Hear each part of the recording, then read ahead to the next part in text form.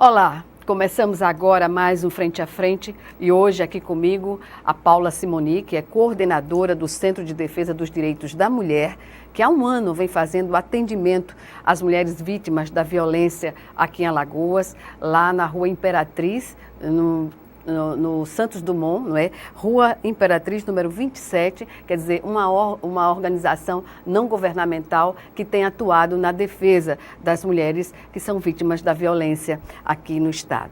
Eu agradeço antecipadamente sua presença, doutora Paula Simoni, e vamos colocar aqui, não é, o avanço que se deu até então a partir da criação desse centro. O que levou advogadas, a senhora que é advogada também, a tomar essa iniciativa?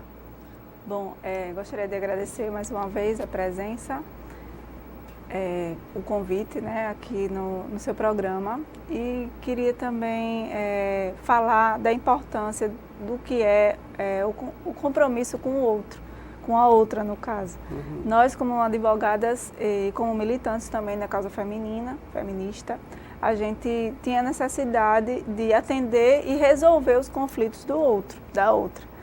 E não era o que estava acontecendo quanto aos direitos das mulheres aqui em Alagoas. Então a gente atendia a demanda jurídica e, na maioria das vezes, as outras demandas que vêm junto, como saúde, questão de assistência social, moradia e todas as outras, elas não eram atendidas. Então a gente resolveu se diferenciar dos outros escritórios, romper com aquele protocolo, com aquela caixinha que é um escritório jurídico formal, e criar uma ONG, que hoje é referência assim, para muitos trabalhos de outras mulheres nessa área, e fazer com que as mulheres fossem atendidas de forma ampla, não apenas o jurídico, que o jurídico continuasse sendo o carro-chefe, porque tudo começa quando a Lei Maria da Penha, ela diz que a mulher tem direitos, né, que ela não precisa viver debaixo de violência e que a violência é crime, a violência do companheiro, do marido contra a mulher é crime, e aí ela mostra os caminhos. Então a gente está dentro dessa lei mostrando que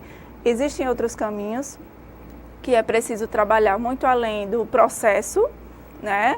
Formas que façam com que essa mulher saia da situação, saia do ciclo de violência e passe a ter uma vida com liberdade. Pois é, eu lembro que no início, né, da instalação dessa organização não governamental, intitulada Centro de Defesa dos Direitos da Mulher, havia uma preocupação de não divulgar demais, porque a capacidade de atendimento ainda não era adequada. E hoje, um ano depois, o que dizer do centro, da visibilidade e da condição das mulheres, sobretudo da parte alta da cidade, não é, que até então não se tinha um instrumento de denúncia e de acolhimento a essas mulheres vítimas da violência? Bom, é importante você falar isso, porque para a gente é um orgulho ter esse centro.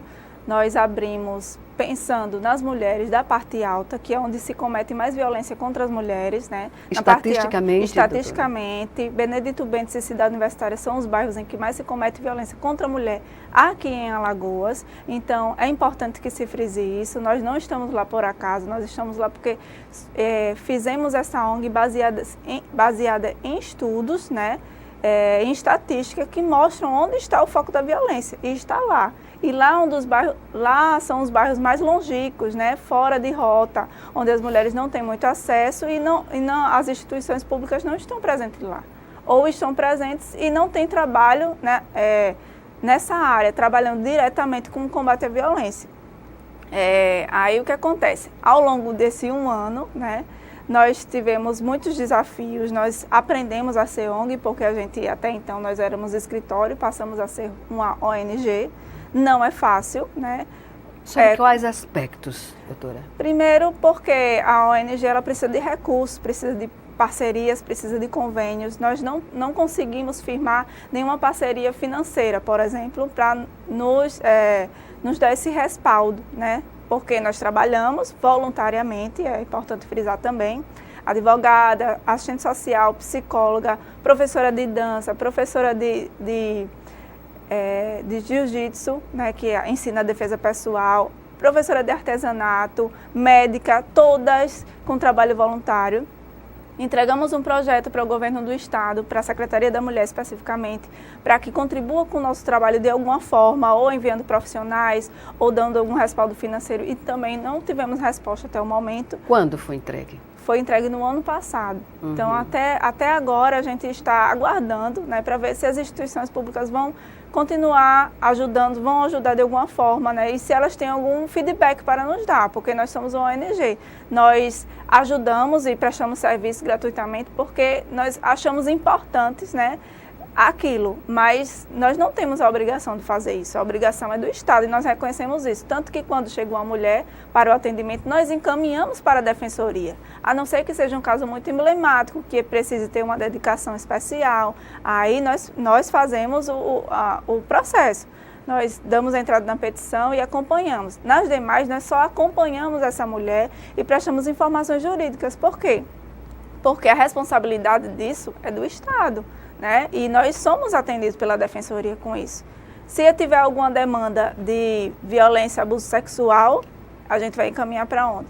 Para Santa Mônica, né? Para o serviço que atende as mulheres, as pessoas vítimas de violência sexual. Então, a gente vai encaminhar, porque a maioria das mulheres não tem o básico, que é a informação. Onde eu vou? O que eu faço? O que eu falo? Elas não sabem nem o que falar. Muitas chegam na delegacia e não sabem o que dizer para ser atendida, porque dependendo da forma com que ela fale, pode ser que ela volte para casa sem ser atendida, sem fazer pelo menos o BO. Ou dependendo da forma como é recebida. Exatamente. Porque muda o contexto, não é? Por isso existem as delegacias das mulheres, que poderia hoje estar prestando um trabalho até mais amplo, no sentido dessas parcerias, se também estivessem abertas aos finais de semana, né? De forma integral, 24 horas, que isso é o desejo de todas as mulheres, né? Esse é o desejo, principalmente daquelas que sofreram, que bateram na porta da delegacia, que precisaram do serviço no final de semana, tarde da noite, e não tiveram atendimento, tiveram que ir para alguma delegacia, uma central de flagrantes da vida, e passaram por diversos constrangimentos, no mínimo. Uma né? revitimização, a gente chama às vezes de vitimização secundária, que é você é vítima, né? E quando você vai a algum local, hospital, delegacia, algum serviço público que deveria lhe amparar, lhe acolher, você é revitimizada. Essa é a vitimização secundária. E ainda tem a terciária, que é da família. Você passar por todos esses serviços, fazer esse processo migratório, né, que você vai em todos os lugares, não é atendida a contento, da forma como que deveria, né? É atendida, mas é revitimizada. Exatamente. É atendida, mas é revitimizada. E aí, quando você chega, às vezes, na própria família, você é revitimizada de novo. Então, é uma vitimização terciária. Em relação à atividade múltipla que é desenvolvida pelo Centro de Defesa dos Direitos da Mulher. A senhora falou, além de advogadas, há também psicólogas, assistentes sociais, atividades que vão além desse atendimento, desse acolhimento, que é também a realização de oficinas. O que significa dar essa oportunidade às mulheres que já denunciaram seus algozes, digamos assim, não é? No sentido de elas terem essa independência, buscar essa autonomia financeira, muitas vezes, que é determinante para as mulheres denunciarem ou não ainda. Exatamente. Bom, as oficinas, os debates, os cines que nós fazemos, até hoje nós fazemos, né, lá na ONG, eles servem para ressignificar a vida dessas mulheres, não só a delas, mas a nossa também, porque a cada vez que a gente ouve um caso difícil, nós também sentimos o peso que aquela mulher carregou, né? Então, é para ressignificar essa vida, porque das mulheres que nós atendemos, nós percebemos que elas perderam tudo, né? A mulher que sofre violência, ela perde tudo, a saúde, a vontade de viver, e a identidade. Exatamente. Ela não sabe nem quem ela é mais, o que ela quer, ela não consegue sonhar. E é isso que nós queremos proporcionar novamente para essa mulher. Fazer com que ela se entenda, com que ela se veja como um sujeito de direitos, como alguém que é importante para a sociedade, que pode modificar a sociedade, pode modificar a própria vida dela. uma cidadã, não é? Uma cidadã. Doutora, em relação ainda a essa questão do atendimento, hoje ainda é determinante o fato de não haver mais denúncias, por não haver casas de passagem suficiente para o acolhimento dessas mulheres após a denúncia? Bom, essa questão da casa de passagem é importantíssima. Nós sabemos que hoje nós temos uma casa de passagem municipal, o que quer dizer que somente as mulheres que residirem em Maceió, né, elas vão ser atendidas por essa casa de passagem. E a casa de passagem não é qualquer coisa, ela é a última porta que se bate, quando você não tem vínculos, quando o seu agressor ele é muito influente, então você tem que se esconder em algum local para resguardar a sua vida e a dos seus filhos, parentes mais próximos. E aí essa mulher é enviada para essa casa de passagem. Quando nós não temos uma casa de passagem em outras cidades, nós estamos dizendo, a mulher de Maceió ela está resguardada, mas a mulher de lá de Delmiro Gouveia, de Santana do Ipanema, de, sei lá, do município mais longe que a gente tiver, ela não está resguardada, ela não vai ter para onde ir. Então, ou ela vai morrer, ou ela vai ter que arrumar os próprios meios para sair daquela cidade ou até do estado. Pois é, ações articuladas são necessárias. Tanto, isso é uma via de mão dupla, tanto da ONG para o Estado, quanto do Estado para as ONGs que ajudam, né, nessa tarefa de proteger as mulheres. O entendimento seria esse? Também, mas além de ajudar, a gente quer principalmente preparar essas mulheres para que elas conheçam os seus direitos. Porque a ONG, eu acredito que ela vai ser um serviço transitório, né? Ela vai passar, mas que ela deixe essa marca, né? Porque eu não pretendo lutar contra a violência contra a mulher a vida toda. A vida inteira. Eu espero que em algum momento cesse, ou que diminua, ou que as pessoas atinjam um nível de conscientização tamanho que a gente não precise mais falar de direitos das mulheres e sim direitos humanos como um todo. Mas, pelo que a gente observa, e aí no segundo bloco da nossa entrevista eu vou aprofundar essa questão, são os casos que chegam ao cúmulo do feminicídio. Todos os dias, praticamente, nas redes nacionais de TV, a informação predominante é justamente essa: matar a mulher pela condição dela ser mulher, pelo fato dela ser mulher. Isso é algo que está aflorando, digamos, qual é a análise que uma ONG como a senhora trabalha, né, e o Estado em si entende essa fúria, essa forma tão agressiva e criminosa de resolver conflitos, não é? Conflitos existenciais e de relacionamento. Bom, na verdade o feminicídio ele não é novo. Ele sempre aconteceu ao longo da história. Várias mulheres foram assassinadas, inclusive degoladas. Joana d'Arc é uma delas, né? Então, a gente cresceu ouvindo histórias de mulheres que, quando elas disseram não em algum momento, ou quando elas foram subversivas, ou quando elas não concordaram com aquele tipo de sociedade, elas eram assassinadas. Isso também é feminicídio. Claro que agora, depois da lei, né, e aí a gente tem uma lei de feminicídio, a gente tem uma lei Maria da Penha, que vai falar sobre esses crimes, que vai reconhecê-los, que na verdade não seria necessário se a nossa sociedade já fosse trabalhada anteriormente. Né? Então, quando a gente tem essas leis, faz com que a mídia ou a sociedade de alguma forma discuta mais esse tema. Feminicídio sempre aconteceu. Agora, hoje, na sociedade brasileira, ele é crime, né? Ele é reconhecido, apesar de não ser tipificado ainda em Alagoas, mas é importante a gente sempre falar desse tema porque ele acontece ainda. Bem, vamos ao nosso primeiro intervalo e o Frente a Frente volta em 1 minuto para a gente voltar a essa discussão que é do interesse de toda a sociedade, particularmente das mulheres. Até já.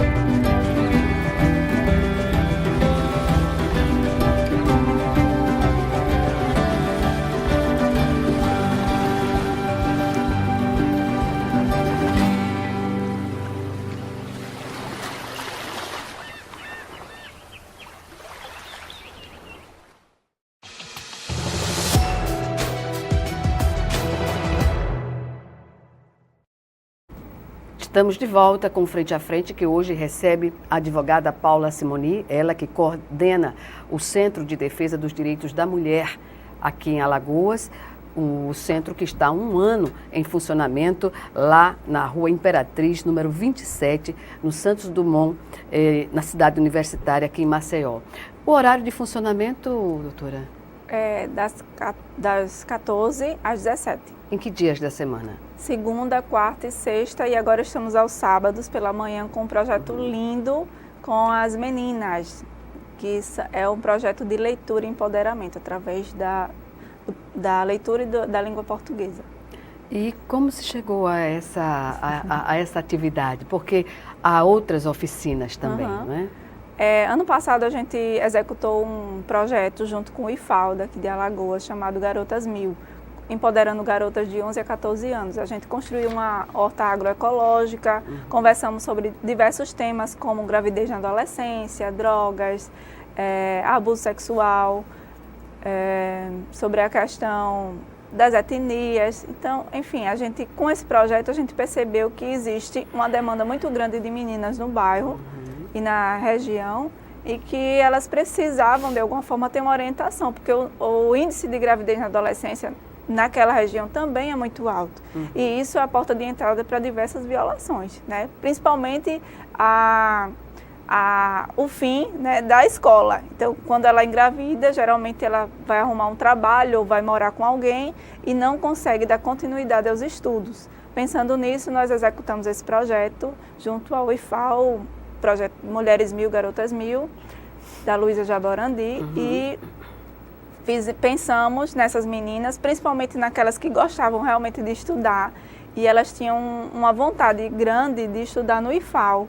Então, nós pegamos agora as que estão no 9º ano e fizemos esse projeto. Nós estamos com 10 meninas, é o nosso projeto piloto, né? E nós estamos trabalhando português. Na próxima semana vai começar o módulo de matemática. E as professoras também são voluntárias. Uma está terminando letras e a outra faz física na UFAL. Moram também na região. E esse projeto é muito lindo porque ele faz com que elas sonhem um pouco mais alto.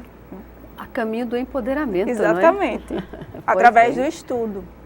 É importante. Que é um instrumento de libertação. Exatamente. O primeiro instrumento de libertação da mulher, da sociedade em geral, é o conhecimento. Isso. É? O nome do projeto é Estude como uma Garota. Em relação às práticas hoje em dia no país, não é? E aí a gente vai para a legislação, como a senhora já falou, e houve, por acaso, na Comissão de Direitos Humanos do Senado, recentemente, uma mesa de debates com embaixadoras, com representação de outros países, e o entendimento é de que a violência contra as mulheres, não só no Brasil, como no mundo inteiro, está sob ameaça de retrocesso daquelas políticas que já foram conquistadas. E aí eu trago a questão aqui para o Brasil, a partir do momento em que o presidente Bolsonaro, não é, através de decreto, ele facilitou o porte de armas. Não é? E isso, eu pergunto, pode aumentar os casos de violência domésticas e mortes de mulheres no país?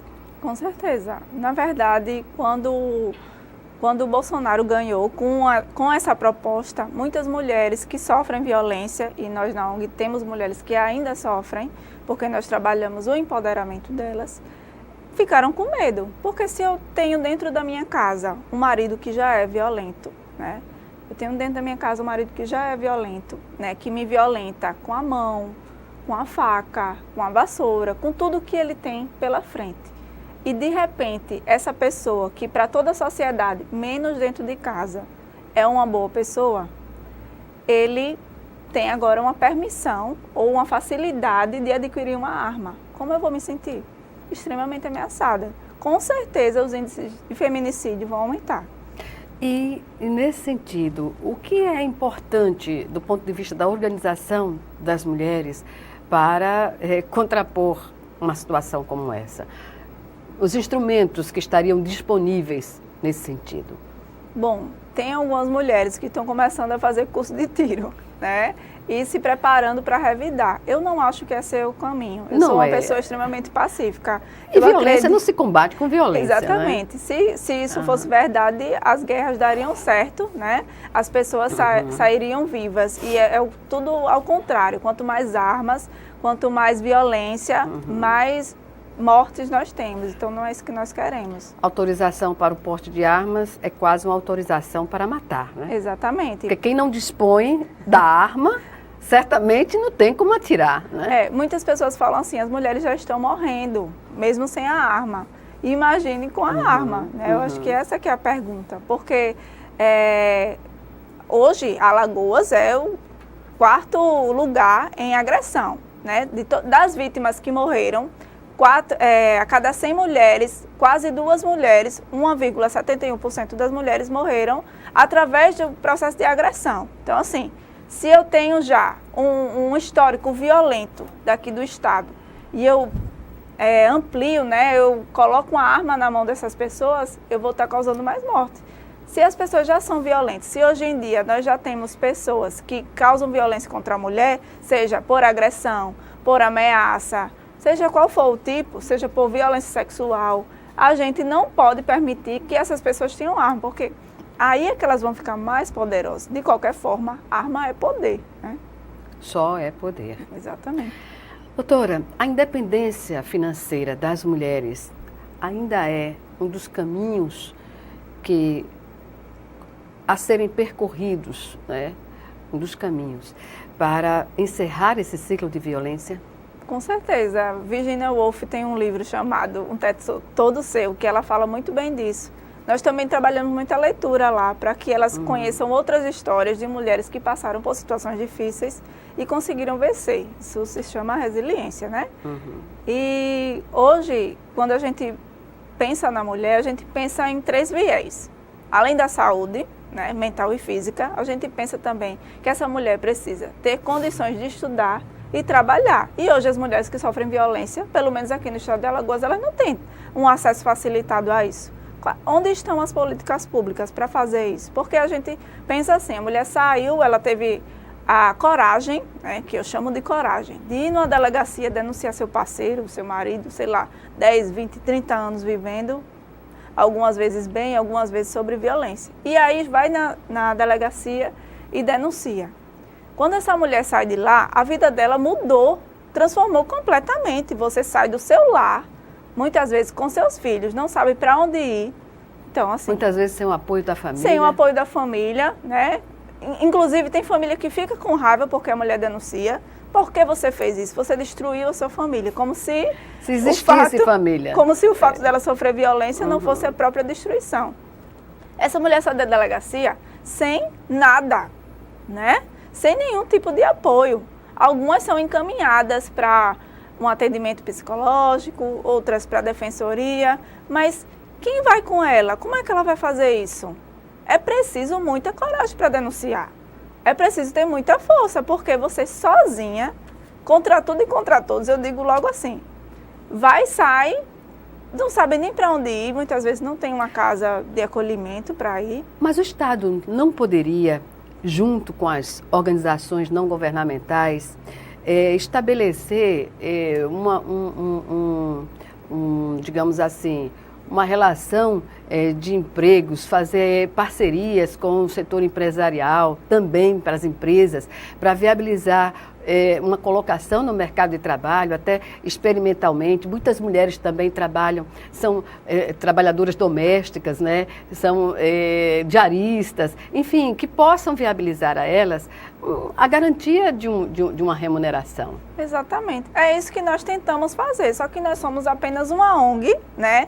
Num bairro longínquo, periférico e sem nenhum recurso, né? E a gente gostaria muito que o governo do estado e todas as instituições que são responsáveis por essas políticas públicas nos ouvissem as vítimas, se não a mim, mas que ouvissem elas, as próprias mulheres, porque nós trabalhamos o protagonismo, nós queremos que elas próprias contem a história delas, o que elas passaram, como foi até chegar aqui, como foi para sair dessa situação. E nós ouvimos histórias lindas de mulheres que conseguiram sustentar seus filhos vendendo natura, tapaué, vendendo peças de artesanato, bolo, mulheres que saem carregando bolo na cabeça por aí afora para poder ter um dinheiro de comprar alguma comida. Então, por que não houve essas pessoas, né? Por que não faz com que essas histórias elas sejam multiplicadas? A questão do emprego é importantíssima. Como é que eu vou manter uma família se eu não tenho emprego? Se eu não tenho qualificação profissional? Por que não continua mantendo?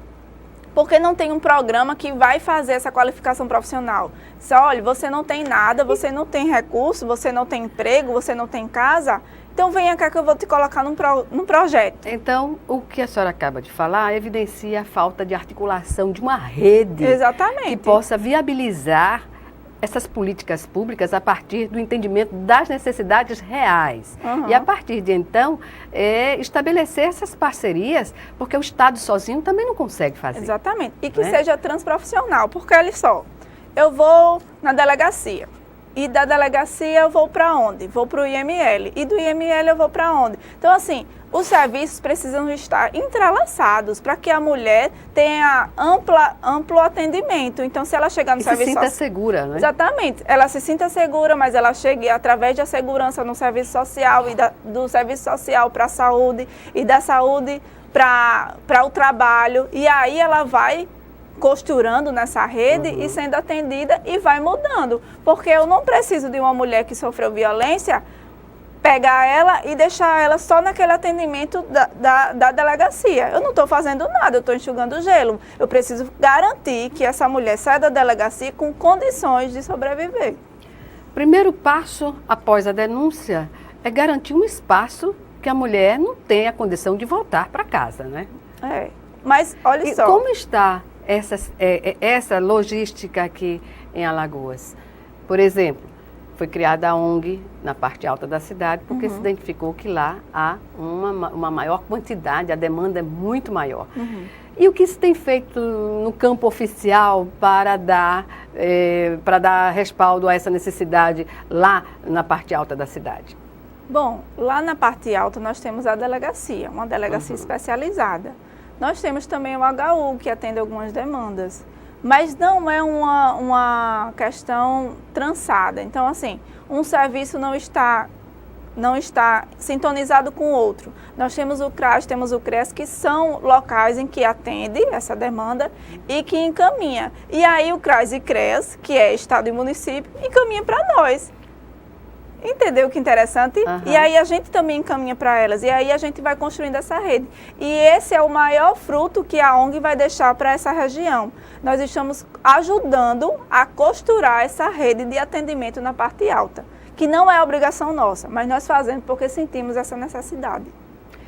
Doutora Paula Simoni, é bom a gente novamente informar que o trabalho é totalmente voluntário, né? Não é um trabalho que se restringe apenas à proteção jurídica, mas também psicológica, e ainda desenvolve atividades que vão dar a essas mulheres vitimadas pela violência a condição de se reerguerem, né? E lutarem pela sua independência, sua autonomia, com a dignidade que cada uma tem. Exatamente. Vamos chamar agora o nosso segundo e último intervalo. Já já estaremos de volta.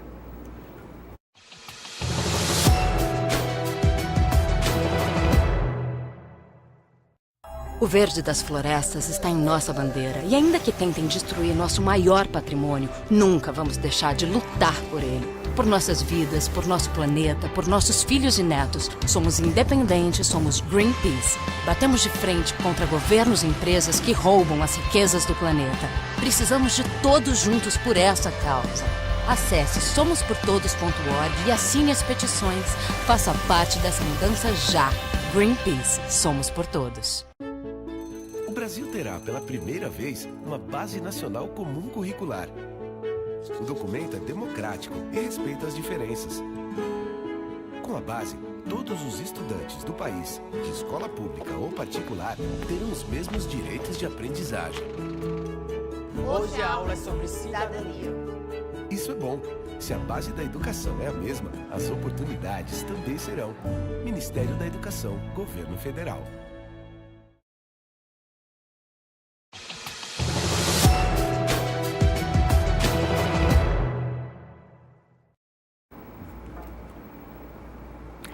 Estamos de volta com Frente a Frente para o último bloco do programa, que hoje recebe a advogada Paula Simoni, ela que é coordenadora do Centro de Defesa dos Direitos da Mulher, que funciona há um ano, já está aberto lá no seguinte endereço, que você pode checar aqui agora, não é? Na Rua Imperatriz 27, no Santos Dumont, cidade universitária, e qualquer denúncia, qualquer pedido de ajuda pode ser feito também por esse telefone que você tem aí, o 99922-5202.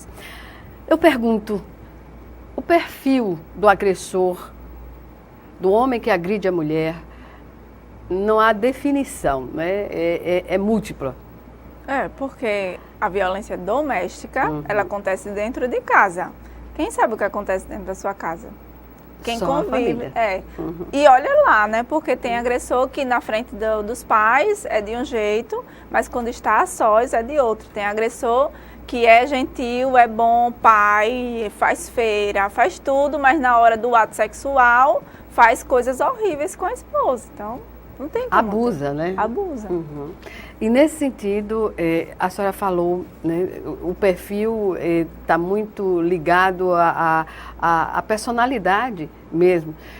É importante, há uma discussão sobre trabalhar também essa população masculina, não é, que às vezes repete algo que viu na infância, e isso sucessivamente, por gerações, vai se construindo uma sociedade machista, não é? E que muitas vezes até as mulheres também protegem essa condição quando limitam o filho de ir a uma cozinha, de fazer algum trabalho doméstico em casa. Como a senhora entende essa questão? Bom, veja bem, na verdade, quando se comete uma violência contra a mulher, não está se cometendo uma violência só contra ela em si. A violência contra a mulher, ela atinge diretamente os filhos, a família, os vizinhos, toda a sociedade, e também violenta aquela mulher que está lá do outro lado do mundo, que assistiu aquilo e se viu violentada através do corpo de outra mulher que você nem conhece, mas que sofreu uma violência tão brutal. Então, quando a gente ouve histórias como a de Marielle, né, como a da professora Angélica, como a de diversas mulheres que morreram aqui no estado, que foram esfaqueadas, né, e os crimes geralmente são cometidos da maneira mais cruel possível, não é? Exatamente. Ali está colocado o ódio. Né?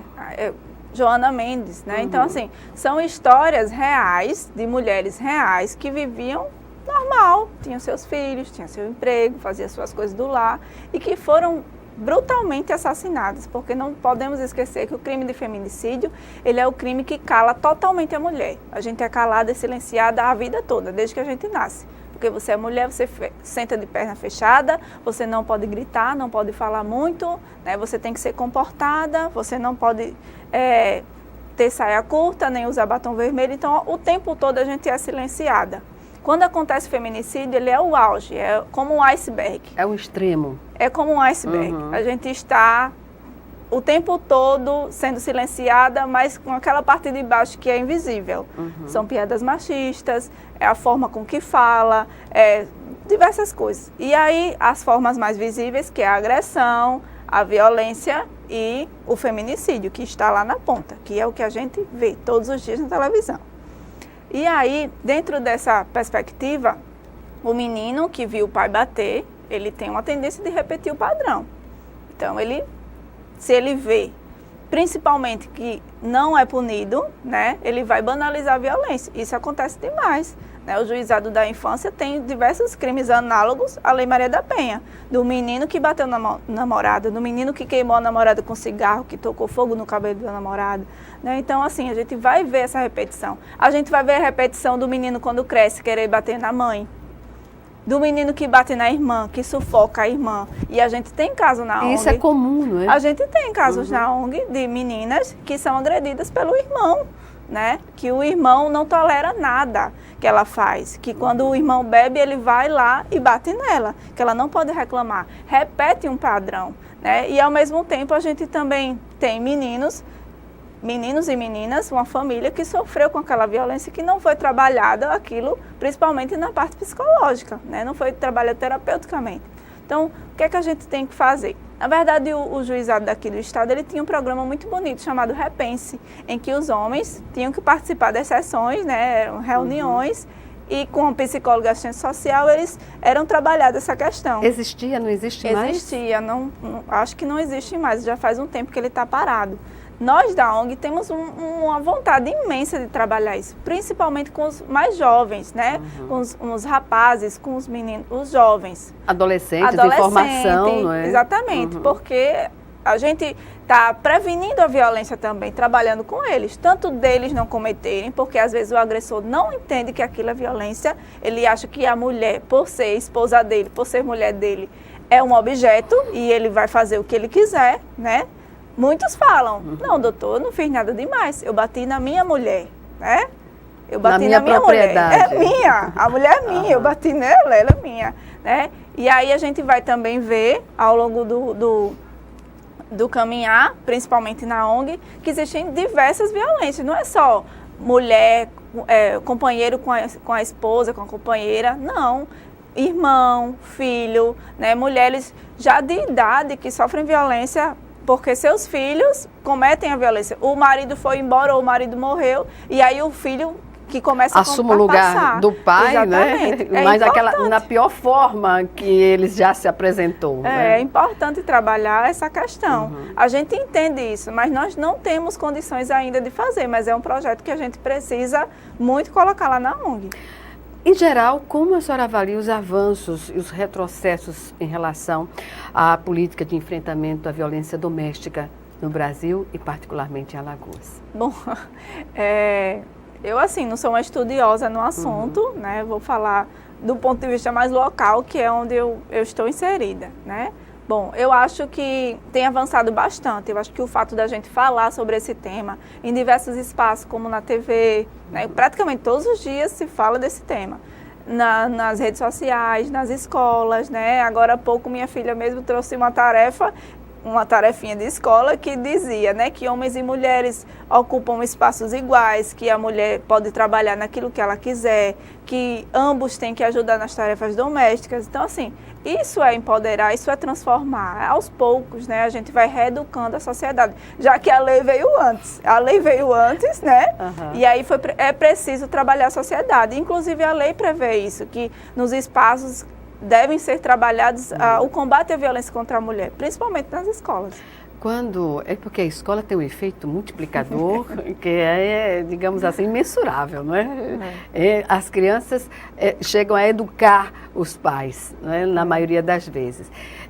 Doutora, quando eu falei sobre a questão nacional, é que me veio à mente um episódio que foi marcante, vinda da secretária, da ministra, melhor dizendo, da Mulher, Família e Direitos Humanos. Então, tudo isso que a senhora falou aqui agora deveria estar num contexto de um ministério, não é? Do governo. E quando a ministra Damares afirma que rosa é para menina e azul é para menina, já estabelece aí uma linha no retrocesso daquilo que já foi construído em termos de conquistas, não? É verdade. A gente, nas nossas palestras, a gente sempre cita esse exemplo, né, das cores.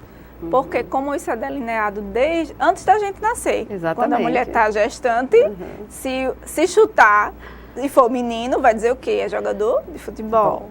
Se for menino chutar, ninguém vai dizer nada, porque menina não é jogadora de futebol, tá, gente? A gente só tem a melhor jogadora de futebol do mundo aqui no estado, se chama Marta. É verdade. Mas ainda assim, as pessoas não reconhecem isso.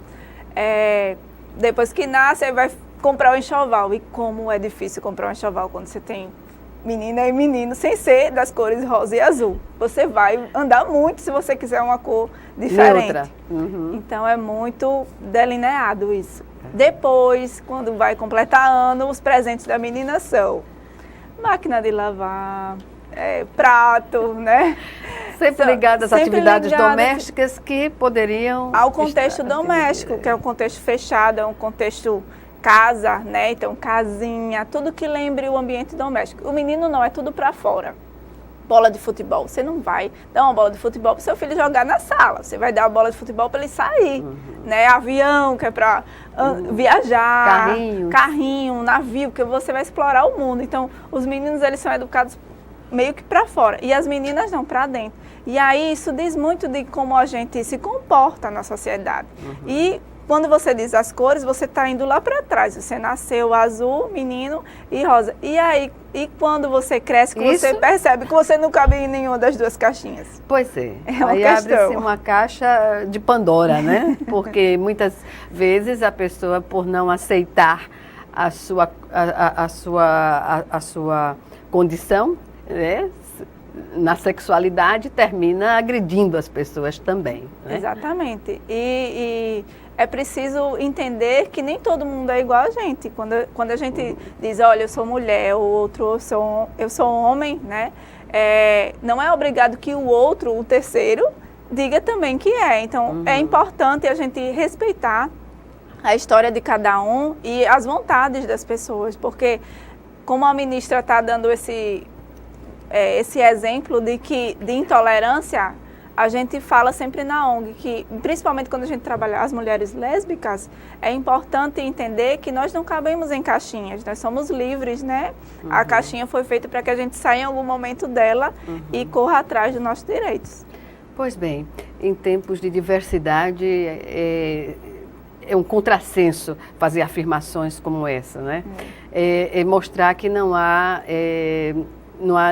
nem respeito e muito menos tolerância. Exatamente. E as mulheres são diversas. A gente precisa entender que nem toda mulher quer se vestir como mulher, quer ter o cabelo comprido, né? Nem toda mulher quer usar saia, nem toda mulher vai querer se depilar. Então, assim, as mulheres são diversas. Nós somos cada um de uma religião, cada um com a história.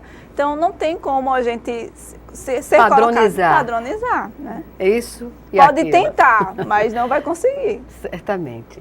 Bem, como a ONG no início tinha essa preocupação de não atender a demanda, né, e se recolher um pouco no sentido da divulgação, e hoje a senhora trouxe aqui esse panfleto, né, que agora está aberta isso quer dizer que a ONG está aberta a mais atendimentos. E quais são os próximos passos?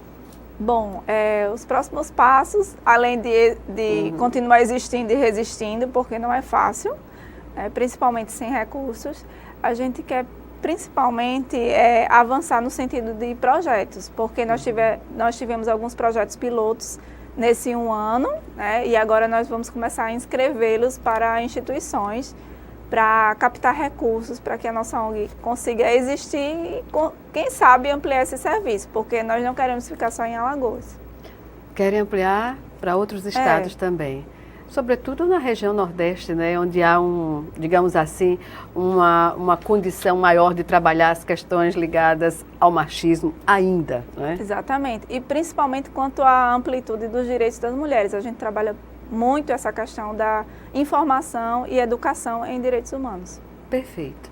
Eu agradeço mais uma vez a sua participação aqui conosco no Frente a Frente e até uma próxima oportunidade, quem sabe com números bem menores no que diz respeito à violência contra a mulher. Obrigada, eu queria agradecer também toda a equipe, principalmente a Gorete, que sempre nos proporciona esse espaço. Vamos ao centro. Vamos ao centro. Obrigada.